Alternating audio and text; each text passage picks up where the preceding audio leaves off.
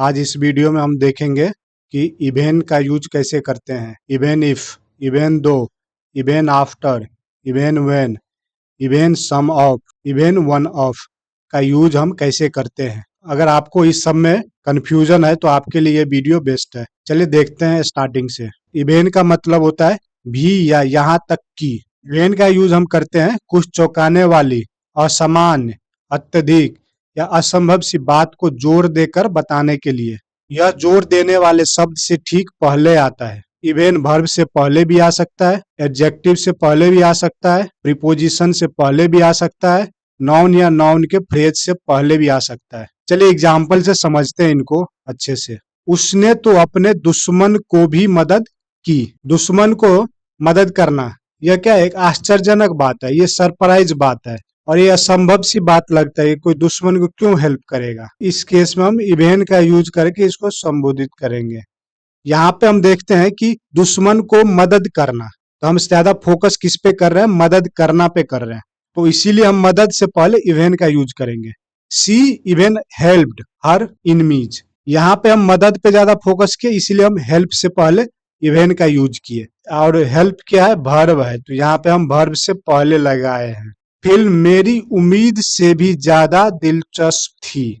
यहाँ पे आप देखिएगा कि हम यहाँ पे क्या बताना चाह रहे हैं। फिल्म जो है हम जितना सोचते थे उससे भी ज्यादा अच्छे थे। इसमें हम जोर किस पे डाल रहे हैं कि ज्यादा अच्छे थे, ज्यादा दिलचस्प थे, उस पे हम फोकस करना चाह रहे हैं। इसलिए हम यहाँ पे इवेन जो है ज्यादा से पहले लगाएंगे। The movie was even more interesting than I expected. यहाँ पे हम फोकस किस पे किए, मोर इंटरेस्टिंग पे, ये ज्यादा दिलचस्प थे, इसलिए यहाँ पे हम मोर से पहले इवेन का यूज किए। और यहाँ पे मोर क्या है, एडजेक्टिव है। तीसरा देखते हैं, वह दबाव में भी शांत रहा। यहाँ पे हम किसको जोर डाल रहे हैं, शांत रहना। कब, जब कोई दबाव में भी रहे तब पर भी। शांत तो हमेशा सब रहते हैं बट दबाव में सब नहीं रहते, तो यहाँ पे हमारा फोकस है दबाव। तो क्या, he stay calm even under pressure. और यहाँ पे अंदर क्या है, अंदर एक प्रीपोजिशन है। चौथा देखते हैं, उसने अपने सबसे करीबी दोस्त को भी नहीं बुलाया। जैसे मान लो कोई फेस्टिवल होता है तो वहां पे अपने दोस्त को बुलाते हैं, बट सबसे करीबी दोस्त को तो पहले बुलाते हैं, बट ये बोला उसको भी नहीं बुलाया, ये एक आश्चर्य की बात है। तो हमारा फोकस क्या है, दोस्त को नहीं बुलाना, और इसीलिए हम दोस्त को नहीं बुलाने से पहले लगाए। They didn't invite even their closest friend. Their closest friend क्या है, नाउन फ्रेज है, इसलिए हम नाउन फ्रेज से पहले लगाए हम इवेन। अब देखते हैं इवेन इफ का।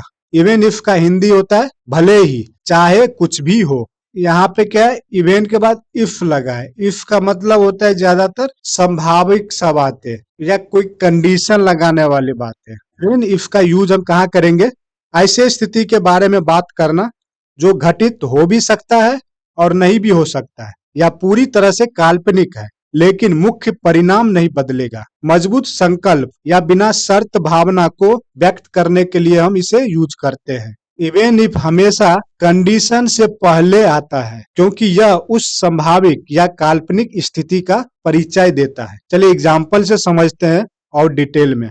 अगर तुम सब कुछ खो भी दो तब भी मैं तुमसे प्यार करूंगा। यहाँ पे रिजल्ट क्या है, मैं तुमसे प्यार करूंगा, ये क्या है, एक रिजल्ट है। और कंडीशन हमने क्या लगाया, अगर तुम सब कुछ खो भी दो, और ये क्या दर्शाता है, एक मजबूत संकल्प या बिना शर्त भावनाओं को दर्शाता है। I will love you even if you lose everything. यहाँ पे इसको इस तरीका से भी लिख सकते हैं, even if you lose everything I will love you, क्योंकि हमको जो है इवन इफ कंडीशन से पहले लगाते हैं, इसीलिए हम कंडीशन पहले लगा दिए इवेन इफ को। अगर इवेन इफ को पहले रखना चाहते हैं तो उसके साथ कंडीशन लगा दिए, फिर बाद में हम रिजल्ट बताए।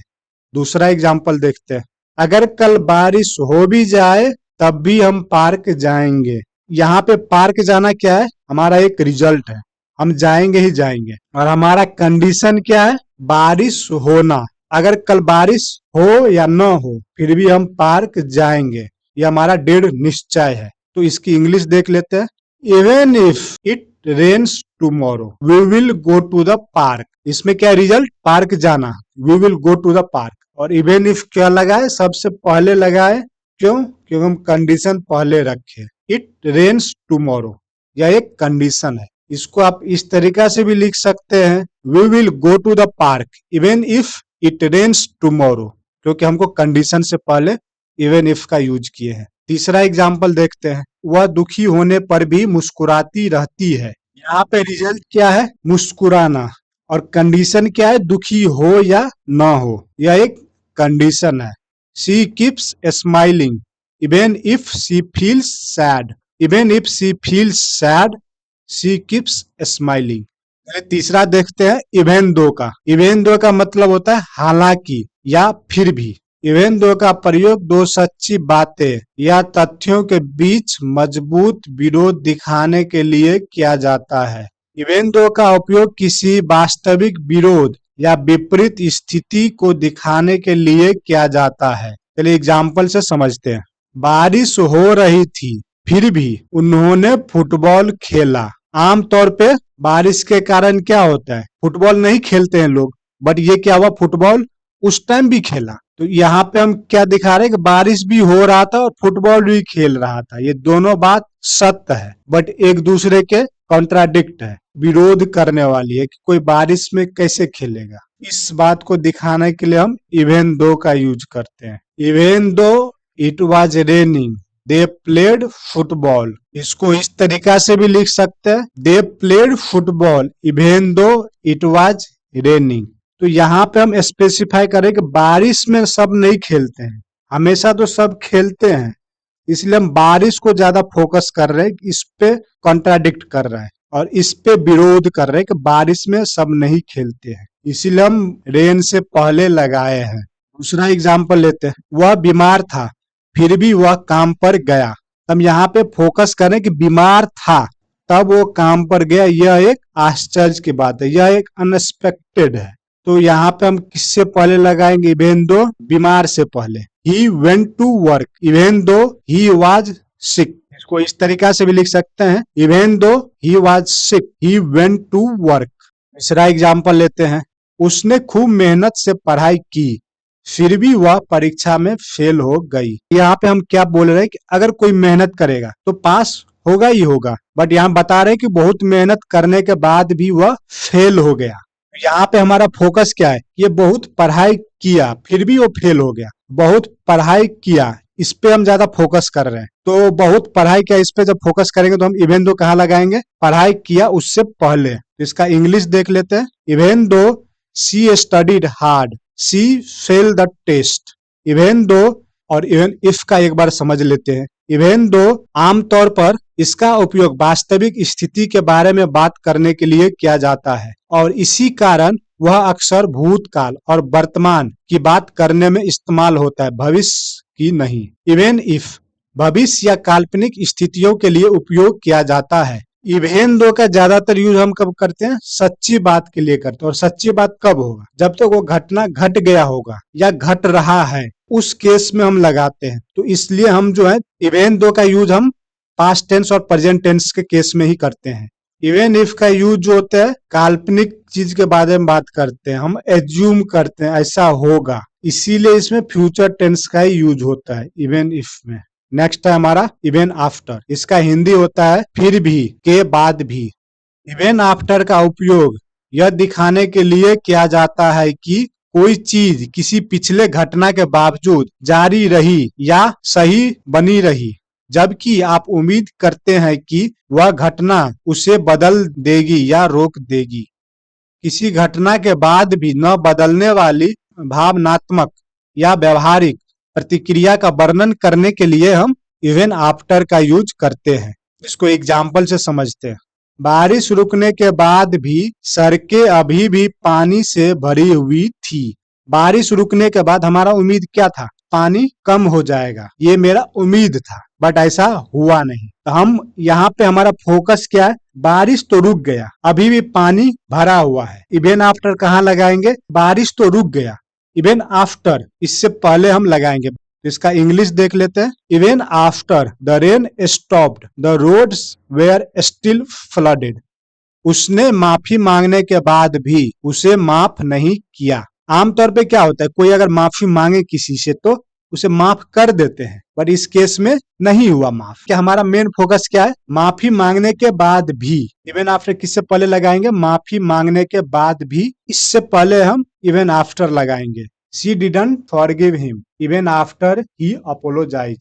दूसरा एग्जाम्पल देखते हैं। 2 बार असफल होने के बाद भी वह प्रयास करता रहा।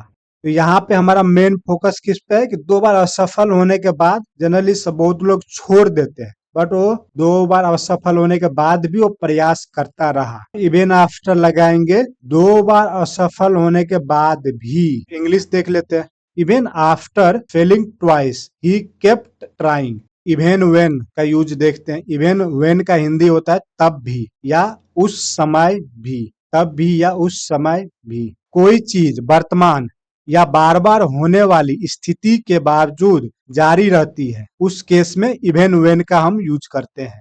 किसी व्यक्ति का व्यवहार, भावना या एक्शन असामान्य परिस्थितियों में भी नहीं बदलते हैं, उस केस में हम इवन वेन का यूज करते हैं। इवन वेन हमेशा कंडीशन से पहले आता है। चलिए एग्जाम्पल से समझते हैं। जब ठंड होती है तब भी वह शर्ट पहनता है। एक और एग्जाम्पल देते हैं आपको।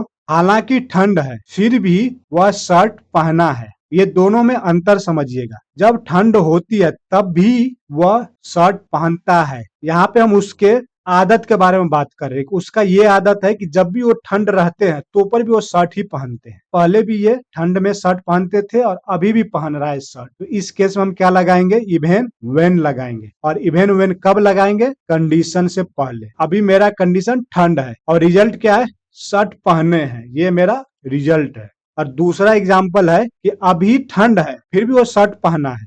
मतलब अभी के बारे में सिर्फ हम बात कर रहे हैं। ये हमेशा नहीं पहनता है शर्ट, बट अभी जो ठंडा है, अभी इस समय ये शर्ट पहना हुआ है। तो दोनों का एक बार इंग्लिश देख लेते। Even when it's cold he wear shorts. Condition क्या है? ठंड है। और दूसरे का इंग्लिश क्या होगा? ये दोनों एक तरह से कॉन्ट्राडिक्ट में बात कर रहे हैं। अभी ठंड है तो स्वेटर पहनना चाहिए, बट ये शर्ट पहने हैं। यहाँ पे हम इवन दो से संबोधित करेंगे। Even though it's cold he wear shorts. वह कभी नहीं मुस्कुराता, यहाँ तक कि जब वह जीता है तब भी नहीं। ये जो बंदे हैं ये कभी नहीं मुस्कुराता, ये हमेशा जो है मायूस रहते हैं, कोई अदर एक्सप्रेशन में रहते हैं, बट ये कभी नहीं मुस्कुराता है। तो ये क्या, इसकी ये एक आदत ही है। और हम दिखा क्या रहे हैं कि अभी जीत गया है, ये कुछ मैच जीता है या फिर कुछ गेम जीता है, कुछ भी ये जीता हुआ है, फिर भी ये नहीं मुस्कुरा रहा है। तो इस केस को दर्शाने के लिए हम इवन वेन का यूज करेंगे। कंडीशन क्या है? जीतना। और रिजल्ट क्या है? वो कभी नहीं मुस्कुरा, यह एक रिजल्ट है। तो हम कहाँ लगाएंगे इवन वेन? जीतने से पहले। तो इसका इंग्लिश देख लेते हैं। He never smiles even when he wins.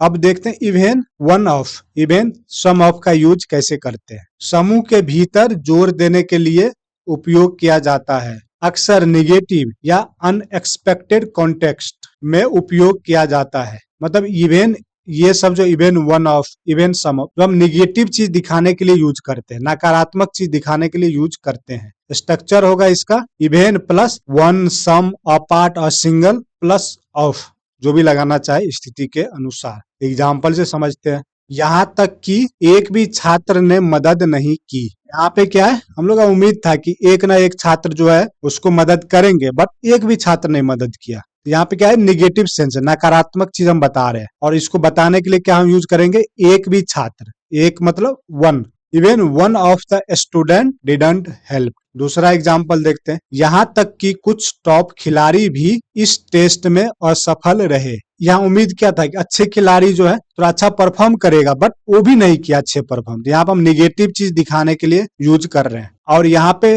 Use क्या होगा? इवन सम ऑफ, क्योंकि सम का मतलब कुछ होता है। Even some of the top player failed the test. तीसरा एग्जाम्पल देखते हैं। मुझे उस किताब का एक भी पन्ना पसंद नहीं आया। मुझे एक भी पन्ना पसंद नहीं आया इस किताब का, ये हम निगेटिव चीज दिखा रहे हैं। और एक भी पन्ना मतलब इवन अ सिंगल पेज। तो यहाँ पे इसका इंग्लिश क्या होगा? I didn't like even a single page. वह पजल का एक भी हिस्सा हल नहीं कर सके। यहाँ पे हम निगेटिव चीज बता रहे कि इवन पजल का एक भी हिस्सा नहीं हल कर पाया। तो यहाँ पे हम क्या लिखेंगे इंग्लिश में? They couldn't solve even a part of the puzzle. यहाँ पे एक हिंदी दिए हैं उसने अपने किसी पुराने दोस्त को भी आमंत्रित नहीं किया। आप यहाँ पे इसके फिलिंग द ब्लैंक में आप इसको आंसर दीजिएगा, क्या होगा। अगर आपको अच्छे लगे ये मेरा कोशिश तो आप दोस्त के साथ भी शेयर करें।